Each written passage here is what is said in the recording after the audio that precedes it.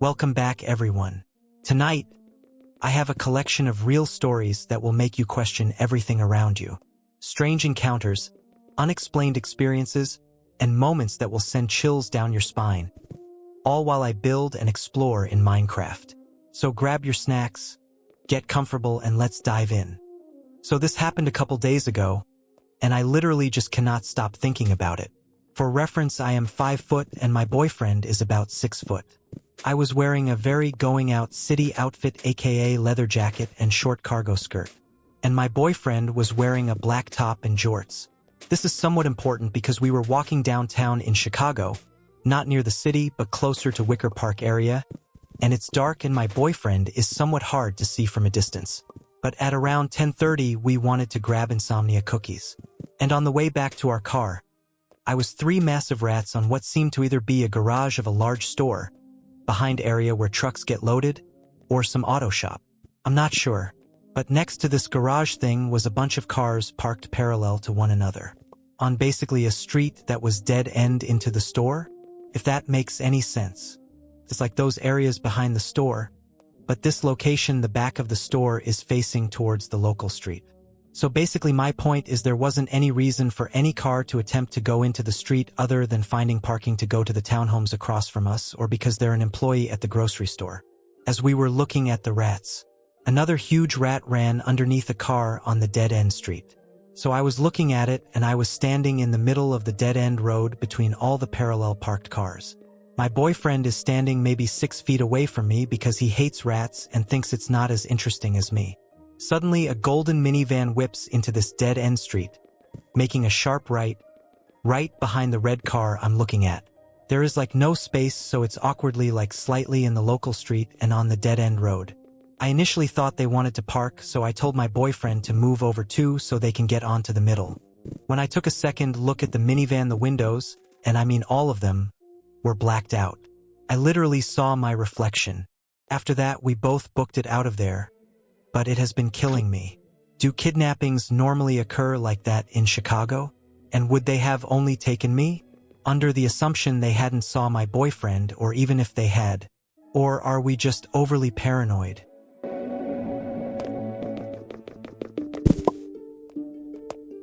The bathtub.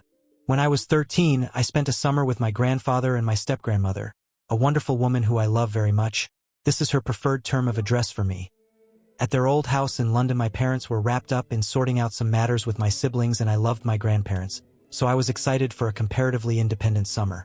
The house is a fairly normal terraced house that my step-grandmother has owned since the late 1960s. But since I'd grown up overseas in a much more modern city, it felt old and creepy to me at times, especially at night. I would get pretty skittish when I heard creaking around the house or if the pipes groaned, but I tried to ignore it. However, the one matter I could never get over was that I got a horrible feeling whenever I took a bath in the middle floor bathroom. More than once, I would be relaxing in the bath when I'd suddenly be gripped by a strange mixture of fear and lethargy. It would weigh down my body, and I'd feel unable to move for around a minute or so, followed by a jolt of adrenaline that would make me quickly get out of the bath. It wasn't frightening enough that I felt the need to tell anyone.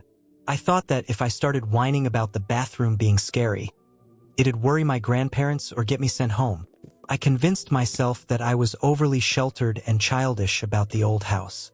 I just started using the upstairs shower room instead.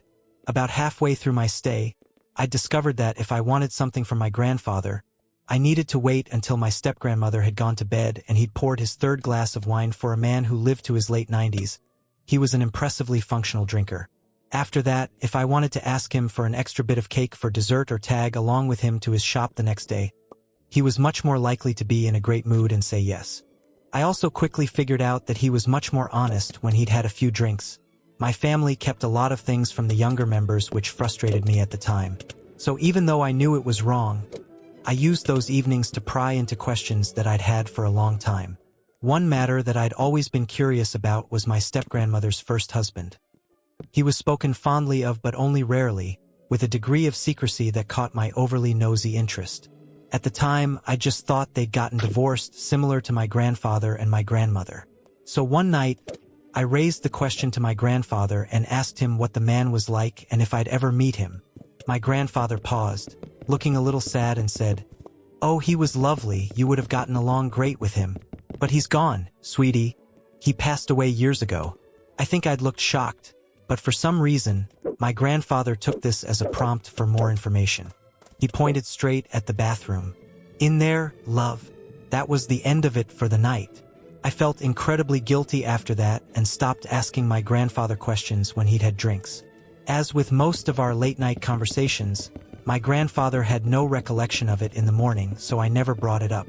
I spent the rest of the holiday on my best behavior and made a lot of lemon drizzle cakes for my step-grandmother, never telling her why. A year or so later, when my mum felt I was finally old enough to learn less pleasant things about the family, I got clarity on the details I'd suspected. My step-grandmother's first husband had passed away in the bathtub. It had been bleached and cleaned, but for reasons probably tied to grief, they'd never remodeled it. I still don't know why I felt the way I did in the bathroom.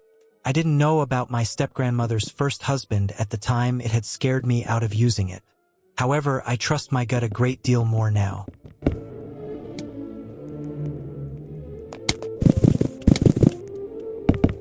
I believe I have jump timelines.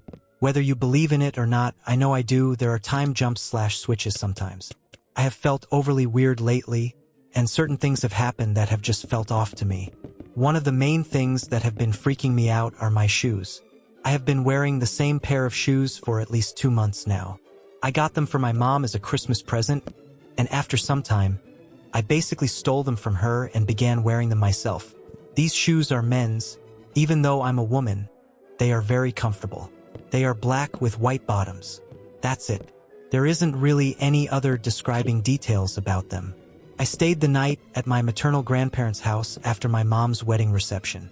Nothing particularly weird happened at the reception, but I had left my normal, everyday shoes, the shoes mentioned earlier, at my grandparents' house while I wore heels to the reception. When I got back, I took my shoes off and went to sleep without checking anything. The next morning, when I was going to get my regular shoes on to leave, they looked different. A sort of black-grayish bar had appeared right before the opening of the shoe. I figured they were someone else's who looked close to mine since mine look very generic. No one else in the house had the shoes. Coincidence. Not very related to the shoe thing, but still a little odd. I have been showing signs of epilepsy. The reason this is odd is because I've never exhibited symptoms like this before, until my boyfriend, who has struggled with epilepsy for about a year now, came into my life. At first, I was convinced that I was just making it up because I would hear about symptoms from him. After a visit to the doctor, they are real signs of concern, which I was not expecting. Even though these might not seem particularly weird to anyone else, they both give me a terrible feeling that I am not from this reality.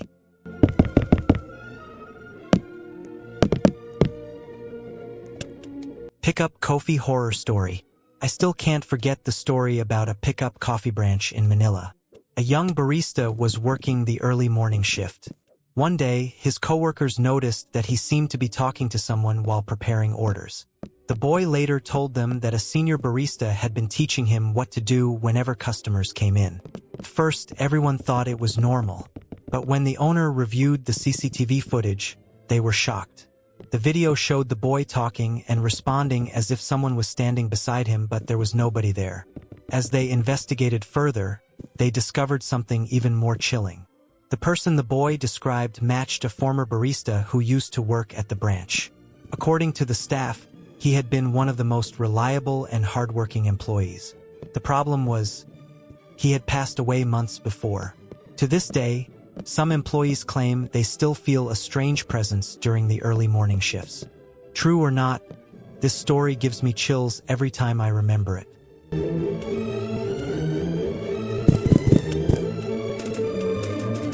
I've carried this memory for years and still have no explanation. Something happened to me many years ago, and to this day I still can't explain it, so I thought I'd share it here in case anyone has experienced something similar. When I was around 4 or 5 years old, I don't remember exactly, I was just a little kid, but I still remember a lot from that time of my life. My aunt had died a few days earlier, maybe a week before this happened. That day I walked into an empty room in our house and saw her sitting there wearing white clothes. She looked right at me and started laughing. Then she slowly began floating upwards. While still sitting and laughing, she kept rising until she reached the ceiling, and then she disappeared. I ran straight to my mom and older brother, who were in the living room, and told them what I had just seen. I remember my mom crying maybe she didn't recover from her sister's death yet, and my brother even came back to the room with me to check if anyone was there, but of course the room was empty. This memory is stuck in my head, since what makes this memory so strange to me is that I know it wasn't a dream. My mom still remembers me telling her about it, and apparently I was completely convinced that my aunt was really in that room. I've never been able to explain.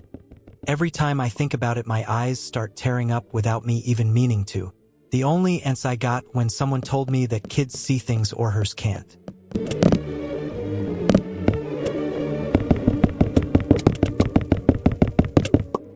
The creepiest part? We saw it in the exact same place. I never told my girlfriend where I saw the shadow, but when she finally told me what she saw, she pointed to the exact same spot.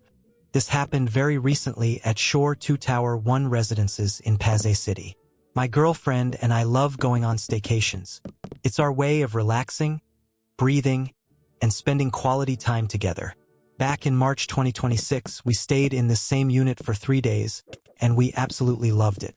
Everything was perfect, and we even talked about coming back.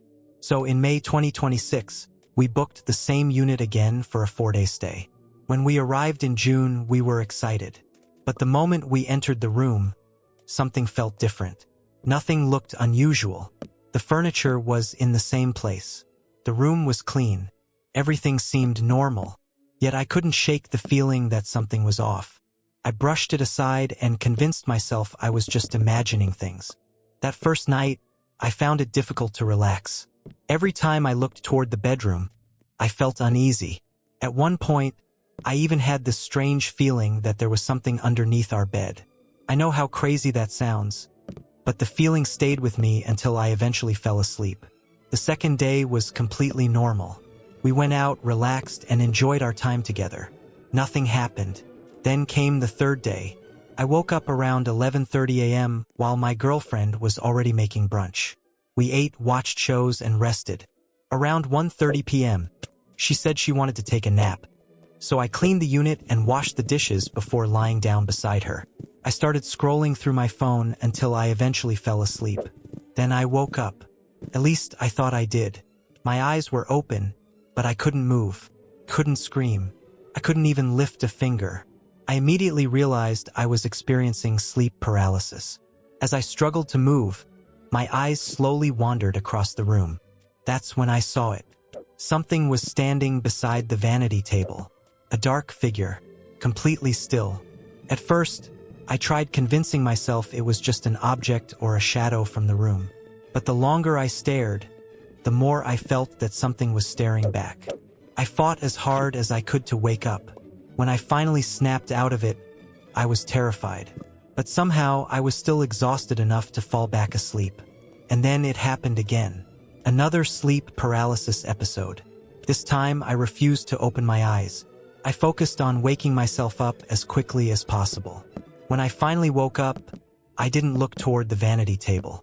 I didn't want to. By 9 p.m., we had returned from MOA and were getting ready for dinner. Surprisingly, I had already pushed the experience to the back of my mind.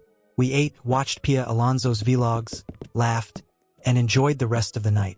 Around 4 a.m., we decided to sleep. That's when the uneasy feeling came back. Stronger this time. I don't know why, but I suddenly felt the need to place a chair behind the door. I even kept water nearby just in case. My girlfriend noticed and asked why. I laughed it off, but deep down I wanted a reason to feel safe. As we were lying in bed, she suddenly looked at me and said, "What if we just go home?" Without even thinking, I said yes. Immediately, she looked surprised because she didn't expect me to agree so quickly. We started packing right away. The entire time, I felt this overwhelming urge to leave the room as fast as possible. I wasn't thinking about checking out. I was thinking about getting out. When my girlfriend noticed how rushed and anxious I was, she asked if I was okay. I told her I'd explain once we reached the lobby. For some reason, I felt like I'd be safer there. When we finally got downstairs, I told her everything. The sleep paralysis, the shadow, the dark figure standing beside the vanity table. She went quiet.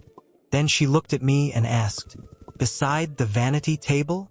My stomach dropped, because I had never told her where I saw it.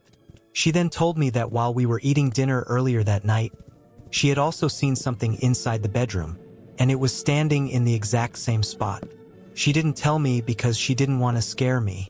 To this day, I don't know what happened in that unit. Maybe it was just sleep paralysis. Maybe it was stress. Maybe it was all a coincidence. But neither of us can explain why we both saw something in the exact same place without ever talking about it first. And that's why we'll never book that unit again.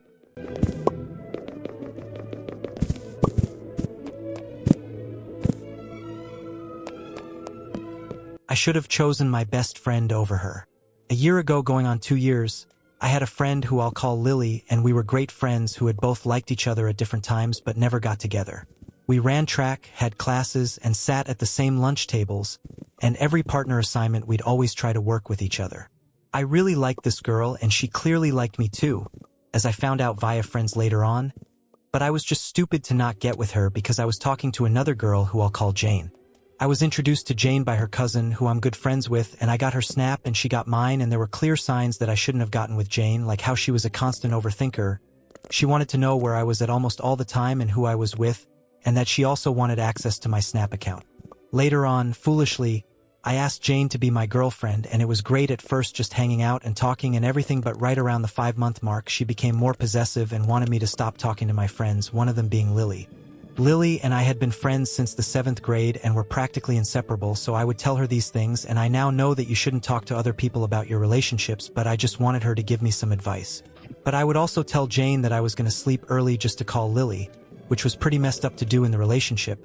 But I guess I thought my life was like a movie and that Lily would somehow rescue me from my relationship with Jane and we'd date and live happily ever after. Of course, that's foolish. But I just didn't really know how to get out of the relationship I was in without hurting Jane. I was too afraid to hurt her feelings because she had been hurt before by other guys and I didn't want to do that to her. Of course, she eventually found out and understandably became more controlling in our relationship. So I had to remove her on Snapchat, but I still kept her number and would call her from time to time. As I mentioned earlier, I ran track with Lily and we got closer and closer there, and all my friends said that we would be great together. I thought I could date Jane and keep Lily as a close friend, and I know everyone reading this thinks I'm a jerk, which I really am in this story. Jane would also call other boys and call them handsome and cute, and even made plans to hang out with her exes, which, by the way, is way worse than what I was doing with Lily. We'd just chat and talk about school. I thought I could date Jane while keeping Lily as a friend, and it almost worked. Every time me and Jane got into an argument, we'd almost break up, and then she'd say something about how we could make it, and I believed it because I still really liked Jane for some reason, even though she was being unfaithful way more than I was. Doing track made me realize that I should have gotten with Lily, and I regretted not doing it earlier. Fast forward to the end of the school year. It's about to be summer. I'm with my group and hanging out with Lily. We take pictures and we hug before we leave for the summer, and we all go home. During the summer, me and Lily called and talked about what we were going to do. She would hang out with her friends and I would with mine and Jane. That summer, my feelings for Jane decreased as the arguments became more repetitive and the silent treatment became longer, and my feelings for Lily only grew. As all things go, people move on, and Lily found a boyfriend. Of course, I was happy for her, but I was also jealous because I had feelings for her. A couple months go by and I'm at the fair with Jane and her family, and all of a sudden her ex comes by, and what I'm about to tell you is really twisted. Not only is this her ex-boyfriend, it's the one she was always calling handsome. She runs up to this guy and hugs him. I'm right there with you and your family, and you run up and hug your ex like that? Her parents saw the look on my face and told me they were sorry. Later on, we leave the fair and I'm still clearly bothered, and she has the nerve to grab my arm and say, "So I'm gonna make plans to hang out with John? Is that okay with you?" And I said, "Yeah, whatever, I don't even care," because I was trying to hold back my feelings, and she took it as a good thing. Later that night, I texted her saying how uncomfortable and upset I was, and she completely flipped on me. But in the end, I was in the right, and she didn't hang out with him. This, of course, only made my feelings for Lily grow stronger. Later on, me and Lily lose all contact. Her boyfriend thought I was a threat and made her block me. Me and Jane only continued to fight, and I became more and more unlike myself, more angry and hopeless. Then Lily and her boyfriend break up. She texts me and says she's sorry for blocking me and tells me her boyfriend thought I was a threat. Then she finds another boyfriend a month or two later, who to this day is her current boyfriend. December rolls around and my birthday is in about 2 weeks. Me and Jane finally break up, and it's mutual somehow. Now she's dating her boy best friend, who she kept as a backup the entire time. The boy she called handsome and ran to whenever we got into an argument. I wish Jane nothing but the best now, and of course our relationship had a lot of faults, most being me and her habit of calling other boys handsome and everything. Lily is with her new guy, and I still think about her, a whole year later, at a new school, and my heart aches. Looking back, I was a jerk, and I've changed a whole lot since then, and I'm finally back to my old self. But I just feel like a part of me is missing. Maybe one day we could talk again. I don't even want a relationship with Lily. I just want the friendship back because it was so great and something really powerful. But that's the end of this story, and hopefully you guys don't make the same mistake I did. Please leave comments.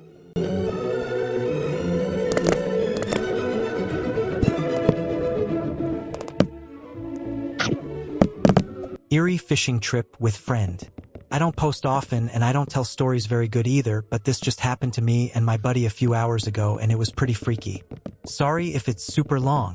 So I, 17 male, am an outdoorsman and I love to fish and hunt. So does my friend. We're the same age and we love the same stuff, so we decided to go fishing together today at a river. Now we went fishing here last week, but we only caught one fish, so we decided to go back today and try our luck. It was raining off and on, and we weren't catching anything, so my buddy told me he had another spot. He said that across the road, we were under a bridge, was a secret spot that he used to go to. Me being bored and wanting to catch fish agreed.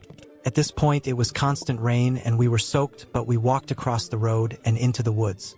Now, for some reason, I start to feel weird. I can feel my heart beat and I feel scared. At the time, I blamed it on the setting.